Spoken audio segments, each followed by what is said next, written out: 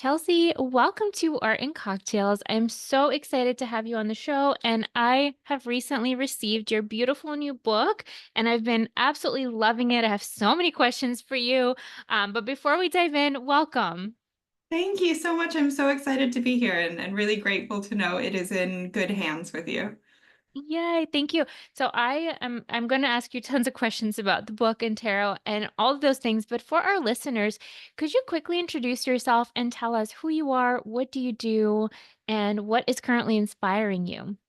Yeah, of course. My name is Chelsey Pippin Mizzi. I am an author and a tarot reader. So I spend a lot of my time working with the tarot specifically as a creative tool. Most of my clients are writers, artists, and small business owners.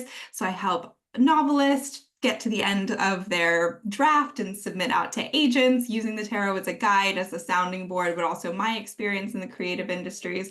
I work with small business owners to help them brainstorm their content, again, turning to the tarot as a source of inspiration often, and painters, musicians all over the map looking for inspiration, using the tarot not just to generate ideas, but also to reflect back on our creative well-being and our bigger place in the world.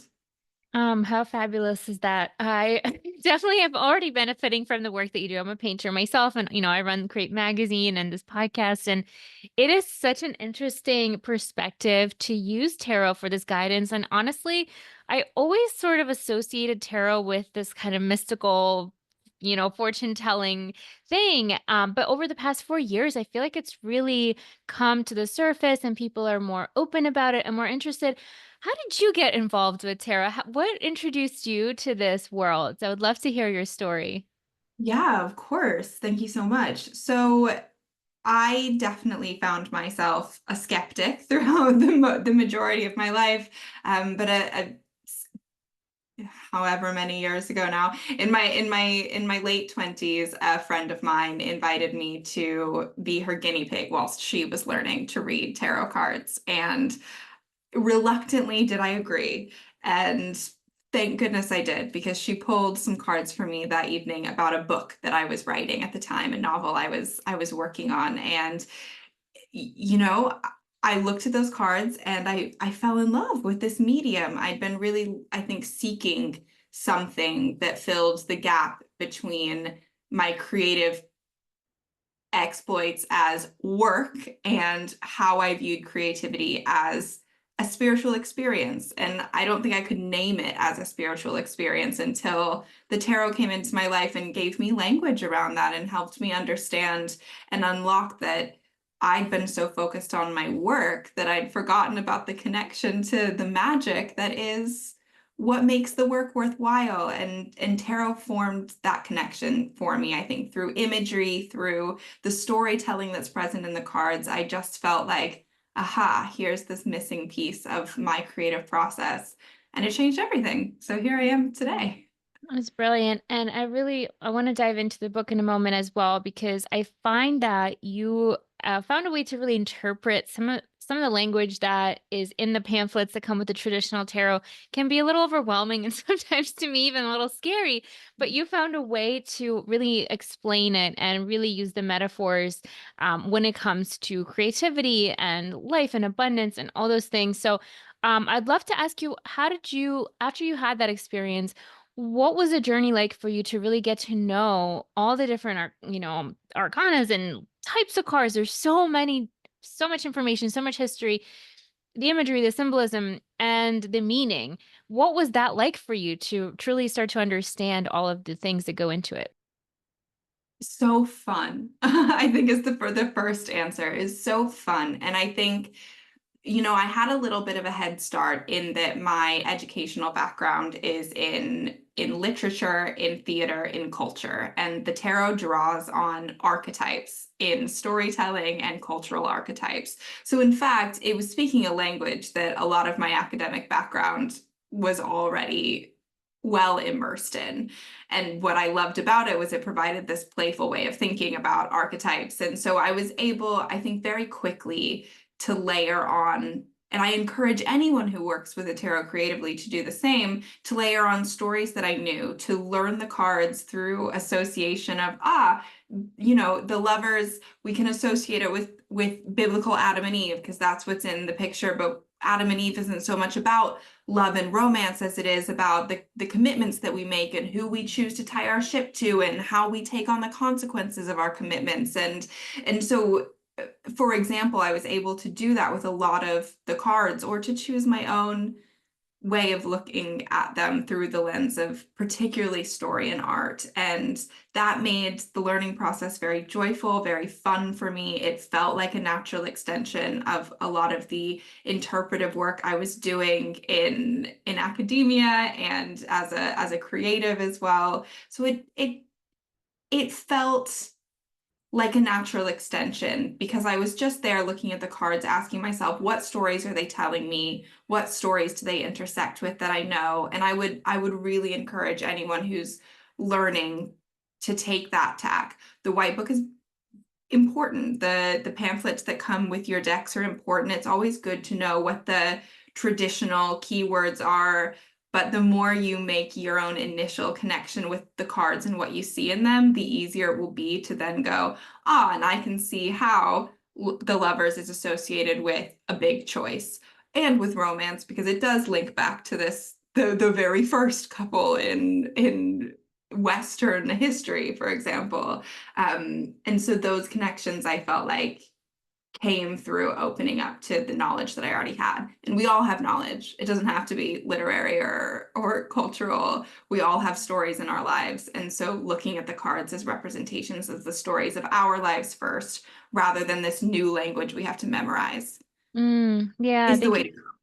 I love that explanation too, and I find that I personally am drawn to the traditional decks because I don't know why. I think those images, I think they remind me of like illustrations. I grew up in Russia, so some of like the illustrations and the printmaking that was I was exposed to at a young age, it was very reminiscent of those designs. So thank you so much for that. It's so fascinating.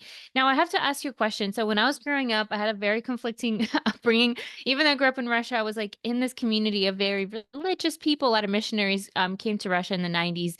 And things like tarot and, you know, even like silly stuff that it's not really silly. I find it very interesting and I use it, but like interpreting dreams or any kind of magic or spirituality, if it wasn't religious, it was pretty much considered like, it's not, but it was like it's not from God, it's not good, whatever. Um and I don't feel this way anymore at all, but there might be some people who still kind of have this like fear around tarot and how maybe it's gonna disrupt their spirituality. Do you have any thoughts or encouragement for that? Because the more I study it, I understand that it is its own tool. It has nothing to do with, religion. But I think there is a little bit of that, at least from my upbringing and maybe some other people as well. Do you have any thoughts on that? How to navigate that if you have like conflicting feelings about tarot? Yeah, it's a really interesting question and one I certainly have grappled with also. I spent several years at quite a conservative Christian school growing up. I grew up in the church. My family, while confused about my interest in the tarot at first, have come on board. I've got some So you fans in the know. family, thankfully. But yes, I've absolutely been there, and it was something that I was hesitant to share early on when I was getting to know it, which I actually think first and foremostly was really helpful. Not feeling like it was something that I wanted to share with my friends or my family right away actually meant that it was a very personal exploration of me figuring out, is this right for me? Do I like it? Obviously, my friend who introduced me was aware. My husband at home was aware that I was exploring this, but I kept it very close to my chest. And I think that's the first step, is if it's something that you're interested in, but you feel that there's a conflict there, putting as little pressure on yourself as possible and just expressing some curiosity is a wonderful place to start. And that may mean not getting your hands on a deck right away. You may instead prefer to listen to a podcast with tarot readers and get different opinions and see if anything kind of strikes you, or read a book about the tarot, or read a book about wider spiritual practices. What's also interesting, I think, is looking to the roots of your own existing spiritual practice.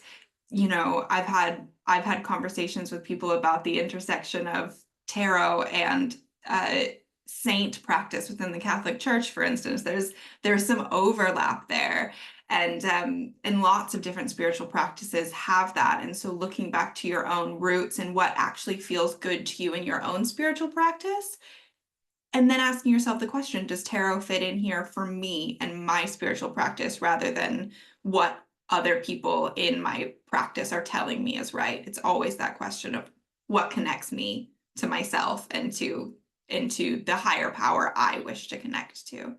I love that. And for me too, I find that it is exactly that. It's for me to understand myself. It's almost like a little mirror when you get the card and you're just like, how do you know? But it's just because we wouldn't respond to it, right? If it wasn't relevant to something that we're going through. So I love that it's very personal. And from that place of personal connection and understanding that we can connect to the divine in whatever capacity is right for us. But thank you so much for that explanation. And it's great to do that too, because I was always drawn to it. It's just a side note. But growing up, my stepmom, when I would visit my dad on the weekends, she was really into tarot and like, pulling cards for like fortune telling. And I was always so interested in that. But because like it was such there's not a discrepancy between the families, I never felt fully comfortable to lean into that side of me until I got older, until I was in my 30s, completely independent.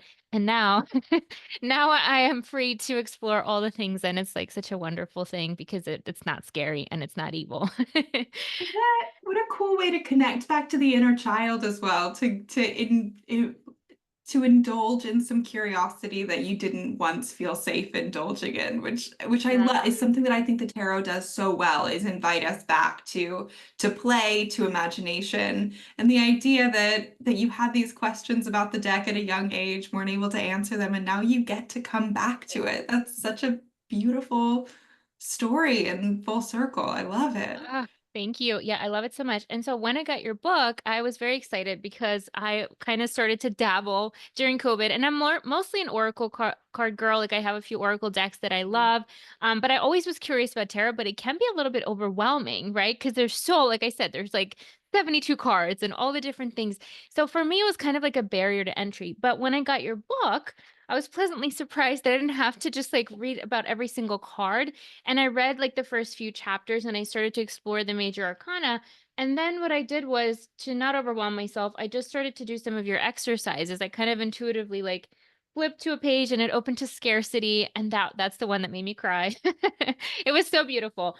So tell me about, why did you write this book, and what was your thought process when you structured it? Because it's structured really brilliantly that you don't have to get overwhelmed, which I love personally. Thank you. Thank you so much. I appreciate that because that's definitely something that was on my mind. I really wanted to create the resource that I would have loved to be available to me when I was learning. I think first and foremost, that's the most important thing.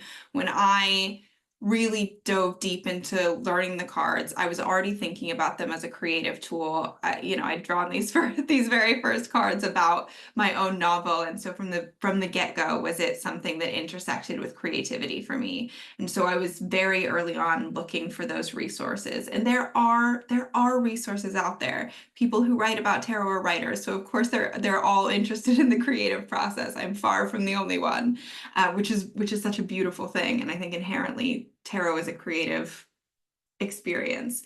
But what I hadn't found was something that felt really practical. I found a lot of things that were very theoretical. There's a brilliant book about called The Creative Tarot, which I love, which was a very, very influential part of my tarot process.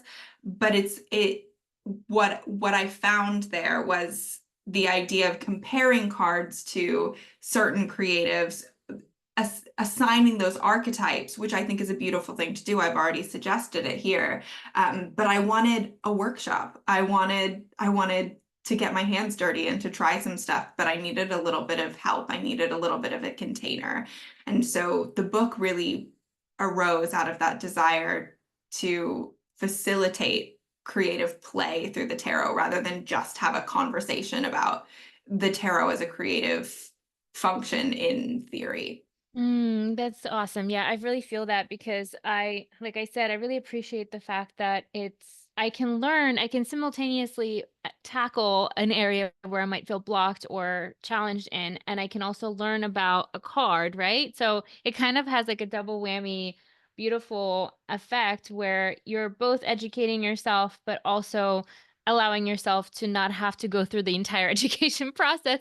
You can kind of jump in right away, which is so accessible and lovely. Can I ask you, do you have any suggestions for someone who might be newer to tarot? I hope they order your book. I will include all the links in the show notes. But let's say it's, most of our audience is probably visual artists, small business owners, and let's say they are thinking of a new body of work, or maybe they are trying to come up with a new income stream for their business. What would your advice be? Like, how would you start to interact with both the cards and the book? That's a really, really generous question. Thank you. So, two ways to do it. You could consider what is blocking you or where you really want to see yourself grow, and you can go to the table of contents. You do not need a you do not need a tarot deck to use it this way, because in the table of contents you'll see that every card is assigned to a creative challenge or creative experience. If you're feeling blocked, there's going to be a specific card you can find that's about dealing with block. If you're dealing with a really difficult rejection, there's going to be a card that's about dealing with rejection. It's going to say it right there in the table of contents. For business owners who are generating a new or looking at a new income stream generation, may go to, I would recommend the Five of Wands, which is all about brainstorming, and you'll find that in the table of contents.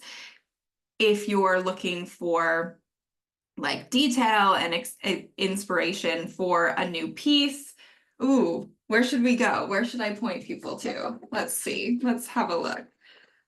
There's going to be one in there, and I'm going to flip to the table of contents now as an example. Okay. So, for instance, there's Eight of Pentacles, hone your craft might be a good one. There's rediscover creative joy, which is going to encourage you to play and create new ideas. Getting playful with the Page of Cups may inspire you to come up with some new ideas. If what you're looking for is ideas on a project, you're going to find that in just about every single card as well, because they all come with creative prompts. So there's going to be something for you to jump off on. So you can pick a theme, pick a prompt, get started. I love that. I feel like I'm addicted to it now. I've done a spread this morning. Is there a limit to how much you should or should not use the tarot cards? Okay. Okay. Yes and no. Yes and no. Because I think first, no, because what I want a reader to be doing is to play. And so as much as you feel playful and tuned in and you're enjoying the process and you're gaining ideas, pull as many spreads as you want, pull as many cards as you want. The answer is yes, there's such thing as doing too much if you're using it to procrastinate diving deep and getting into the work. You know what I That's mean? fair. Sometimes the cards are most powerful when we allow ourselves to sit with them for a while. If I'm doing a more personal read for someone that's more about their well-being or kind of mental blocks around creativity, less is more. Sitting with a card for a while and allowing what it's doing for you to come to you over time can be a really powerful experience. But if you're playing, if you're generating ideas, pull as many cards as you want until something gets you going, and then you'll forget you were ever pulling cards in the first place, which is kind of the idea. I love that. And is this a book that you can use to pull cards for someone else? Is that something you would recommend, or you want people to be more personal with it? Oh, yeah, absolutely. I would love other tarot practitioners to be using this book in their practice. That would be amazing. I use the spreads in this book when working with clients. A lot of the exercises and spreads developed were created in session with me and a client, and many Oh, of my that's clients awesome. have test driven a lot of this material. So absolutely feel free to use them in your own practice as well.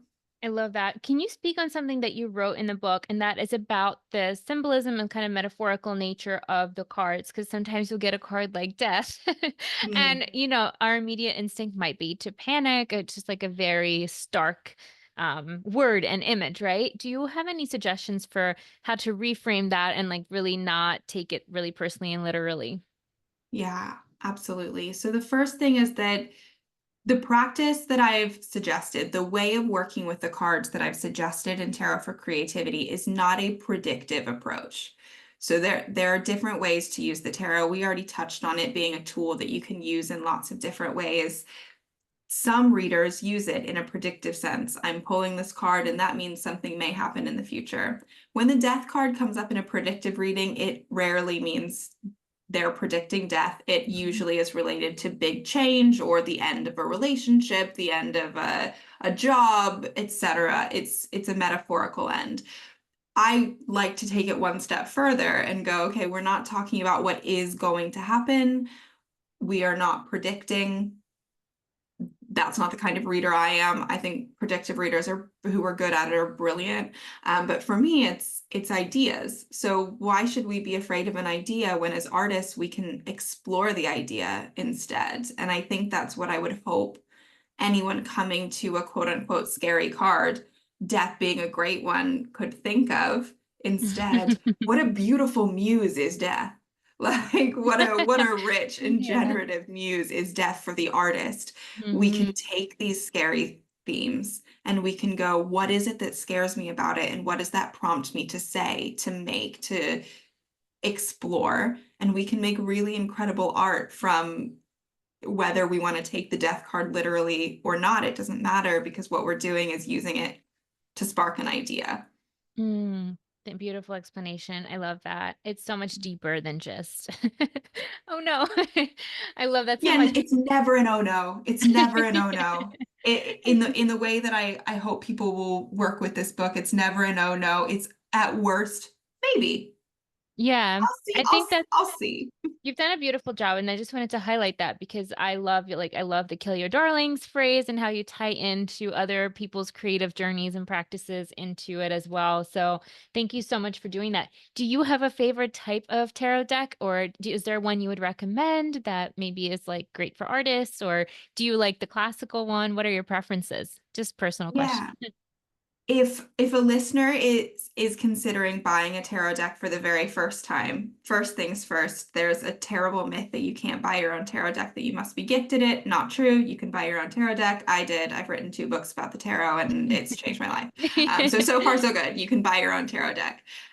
If you are buying your own tarot deck for the first time, I recommend the classic Rider-Waite-Smith edition. That includes all 78 cards fully illustrated. There's an older edition and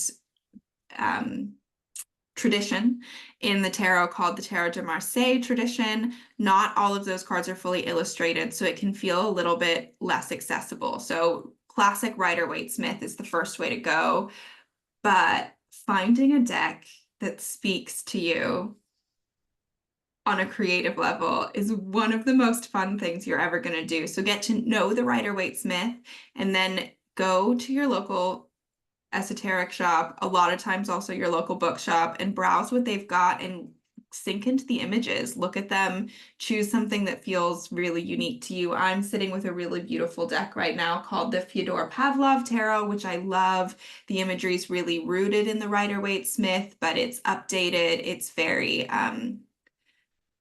It's very evocative and it's gender inclusive as well, with that, which I love. And the colors are beautiful. The art style is beautiful. So I love working with that one. But especially artists, are going to find the style that they prefer. So first the Rider-Waite-Smith and then branch off into whatever feels good. Brilliant. Oh, thank you so much for all your wonderful tips and for this beautiful book. And I saw that you currently live in France. Is there something you love to do to recharge and get inspired? I'm actually going to Paris next week, so I love France. Um, what do you love to do for fun and how do you gain inspiration? That's such a great question. Yeah, I do. I live in the south of France. I live in a city called Avignon, which is historically a fascinating place to be. The papacy was based here for a very brief time in the Middle Ages. So there's lots of beautiful architecture, lots of really gorgeous history here. Not from my building where I sit now, but it's down the road. Um, To my favorite thing to do to recharge is I have a dog and I like to take him for a walk without my headphones on. I think a lot of ideas drop into that space where I allow myself to not do much of anything and to process. I don't like to sit still with my own thoughts, but I find that taking the dog for a walk, being outside, especially at this time of year when it's not too cold and it's not too hot, is just a really simple, wonderful way to work. I often pull a card and then go for a walk and think about it and think about the way that it intersects with my work. And it's simple, but it works. My best ideas tend to come when I'm walking the dog. I love that. Same. My dog, he's a little lazy, but when he does want to go on a walk, it's the best, especially early in the morning and just being out in nature. And yeah, I think it's so funny because I feel like when as creatives, sometimes when we like sit still and try to force the idea or the clarity to come, it just doesn't. But I find myself when I'm doing something that I enjoy, going to the beach, going out to this park, it always just like it it makes everything better. So yes, beautiful advice. How can our listeners find you? I'm going to link the book. And I saw you also have a Substack, which I love Substack. Anything else you have going on? How can we support you? Oh, thank you so much. Yes, you can find me on Substack. I run a what I call a magazine at the intersection of spirituality and creativity called The Shuffle, and I run a weekly tarot journaling club through that platform as well. So that's theshuffle.substack.com, and I'm on Instagram at pipcardstarot. You can find me there. And for ease, both of those things are available for you to find, as well as where to book one-on-one sessions with me at tarotforcreativity.com. So easy, nameofthebook.com, and you'll be able to find all of the different touch points to connect with me.